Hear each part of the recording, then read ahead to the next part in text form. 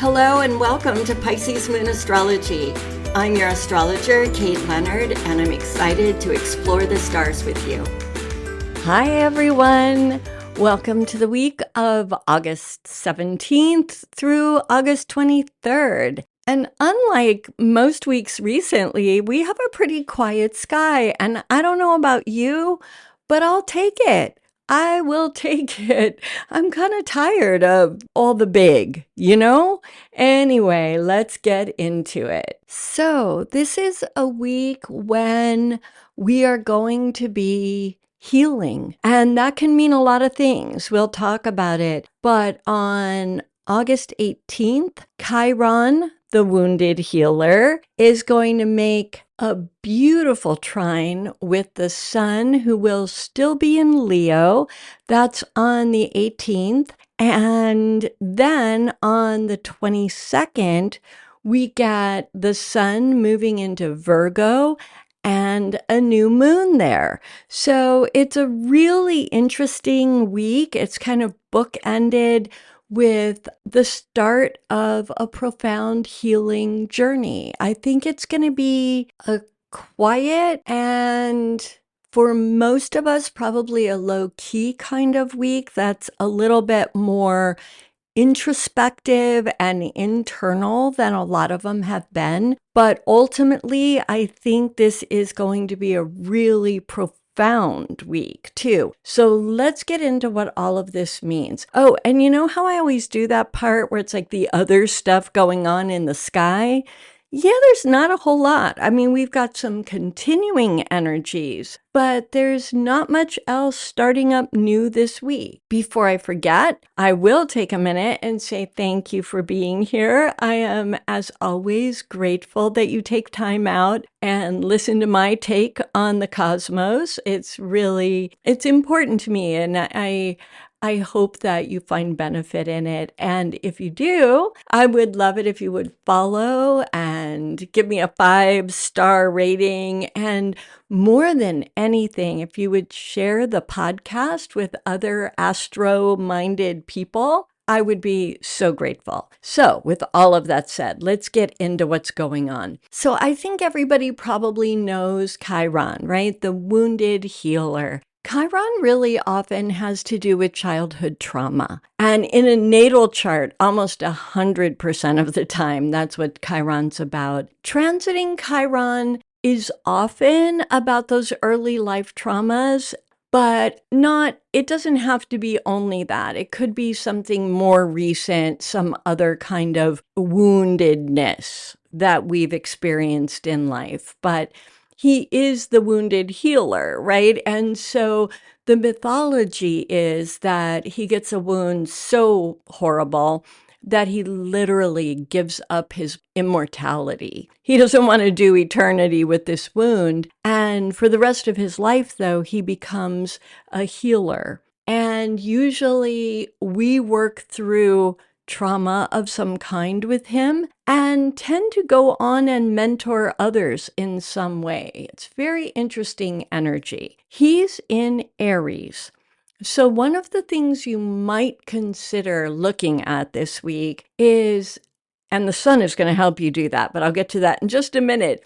In what ways have you been silenced? Have you been held back from being your true self? Some of us early on in life, we're taught that we're not allowed to put ourselves first, right? It's not polite to, do things for yourself or demand things for yourself because that's selfish. I have a feeling that those kinds of early life lessons are what a lot of us are going to be looking at this week, because Aries is all about the self. I know I always call him the toddler of the zodiac, and that's unfair a little bit, but it's true a little bit as well. And so Aries is really about me, myself, my identity, my wants, my needs, my demands. And with Chiron there, it's like, where has something in that need to stick up for ourselves and get what we want in life? Where have we been silenced? And often it's in those early childhood lessons, but it can come from other places. bosses silencing us at work, putting us down, putting our ideas down, lovers who, joke off our ideas or whatever, or demand that they're always first. Those narcissist friends, we all have one of them, right? We all have one of them who make everything so much about their dramas that we don't get our own needs met in the friendship sometimes. So we can come from anywhere, but it very often starts back in childhood. You're not the only person in the universe, now are you? And it's like, well, I don't know, but I'm an important person in the universe, right? So the sun in Leo still. So at the beginning of the week, the sun is still in Leo, where he's in rulership. And he is making that beautiful, harmonious trine to Chiron. So he's really like lighting our path to healing. That is very, very simply, I don't know, is that simple? Well, anyway, that's what it is. The sun is shining the light on wounds that need addressed, ways that we need to heal ourselves so that we can stand in our power and say, no, you will listen to my ideas. I do have a voice. My needs do matter. And sometimes I actually am the center of the universe. And while all of that can get really murky when we have trauma, when we're coming from those old tapes, the sun is shining light so that we can see more clearly. Now, often when I tell clients that there's time for healing, it's a period of healing, and we start talking about what issues I see in their charts, and they start telling me what those things all mean, I often get met with frustration, sadness, even anger, because they're like, oh my gosh, Kate, I've already dealt with all of this stuff. I've done therapy for 20 gazillion years, and I already did the ayahuasca, and I did the, all the healing things. And it gets really frustrating to feel like I have to do more. Wait, more though? I will remind you that Chiron gets a wound that is eternal. So do we have to do more? Yes. But rather than getting frustrated or angry or feeling like what we've done in the past was a failure, think of it as just leveling up and continuing to level up. Yes, we've done work before, most of us, but this with the sun shining on and with Aries involved, a lot of people feel like, well, as long as I can move forward and be productive, then I'm good, right? What do I need to do? And it's like, how about if you move forward more loud and proud and standing in the sun?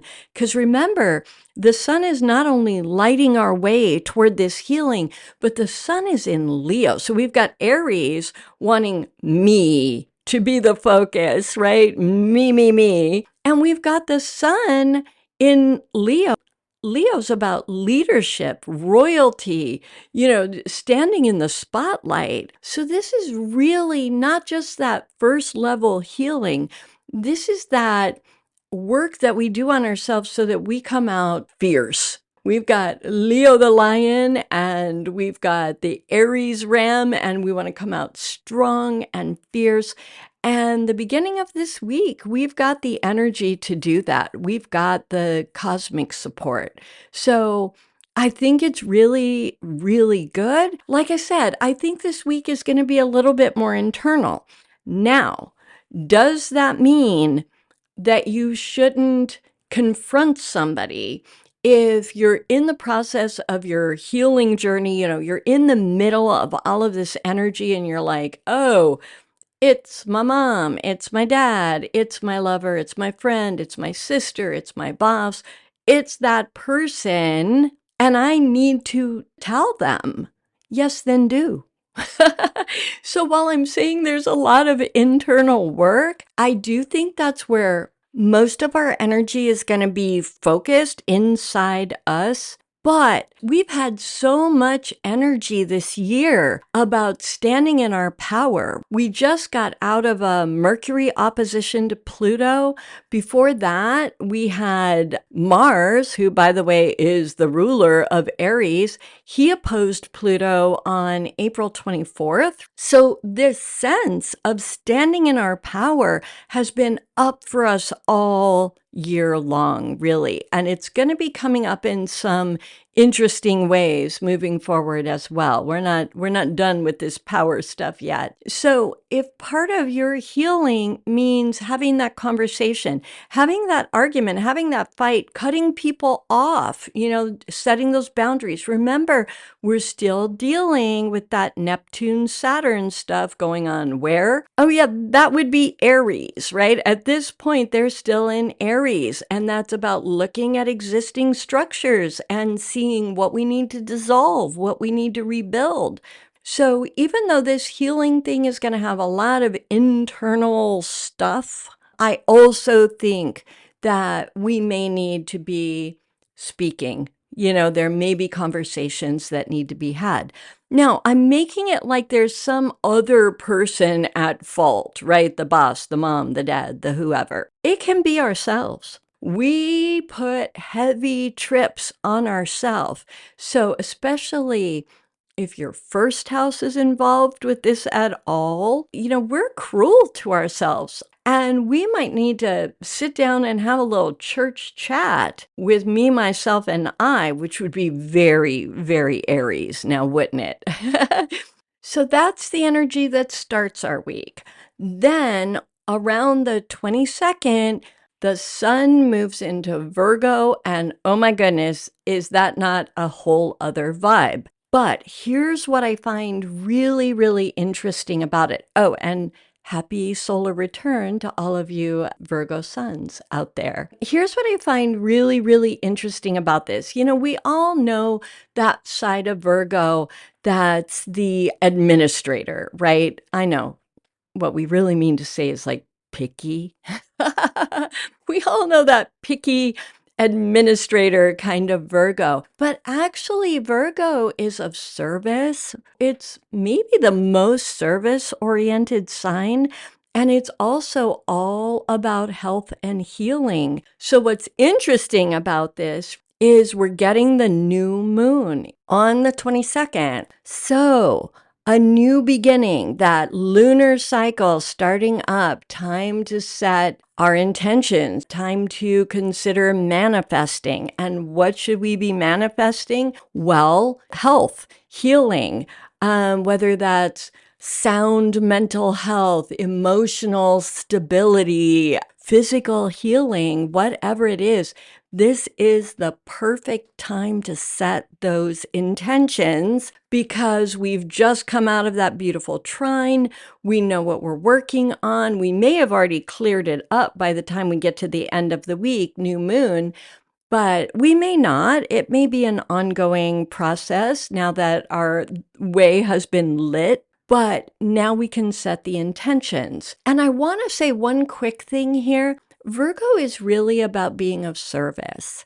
Sometimes the most healing thing we can do is volunteer, go help others, be of service to people, the community. Heaven knows right now our world needs us all. Whatever your thing is, the environment, homeless people, battered women, whatever your thing is, you're needed. We're all needed. And sometimes that act of service where we really get involved and become part of the good, it's so healing and empowering and can be so beautiful.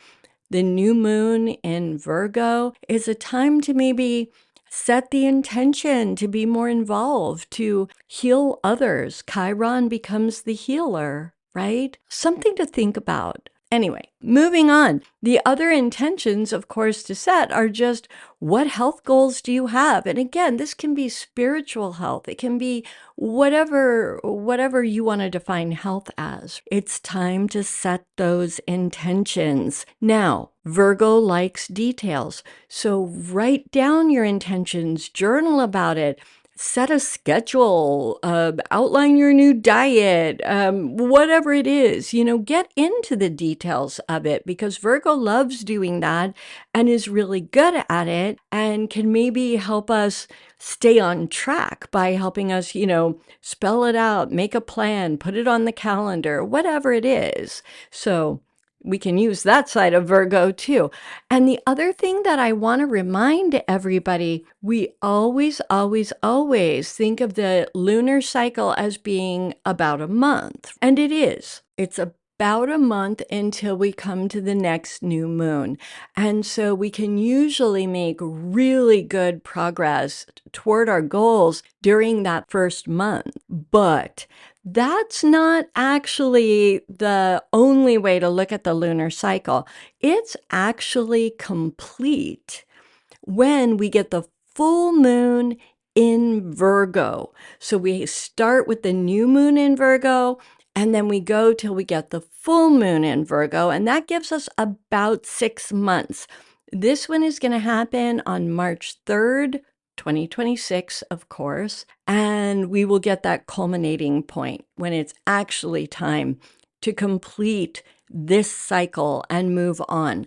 So set your intentions for health, healing, service may be a part of that, and definitely look at those intentions as being for a month, really getting a foundation, but also think bigger picture. How do you move forward? So if this month is really about working on diet, exercise, therapy, whatever it is, how does that become more? How do you increase that so that it's a 6-month goal?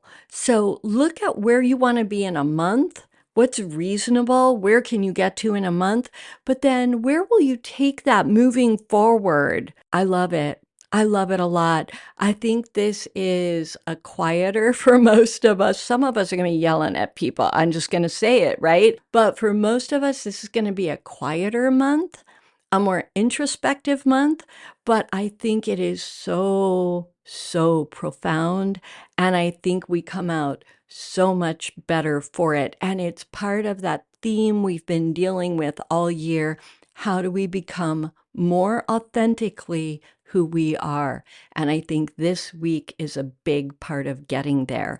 So I hope that's helpful. Yeah, I hope that's helpful. Let me know. Come on over to Substack and leave me comments. Or another place that you can leave comments is if you go to the YouTube channel. It's the same thing you're hearing here. There's no video yet, but I am on YouTube, and it's an easy place to leave comments if you want to do that. All right. I would love to hear from you. And I want to say again, thank you so much. Please share, follow, like, do all the stuff, leave comments. And yeah, I'm really grateful. And until next week, go out and seize the energies of the stars. This is my wish for you always. And yeah, I'll talk to you soon. Bye.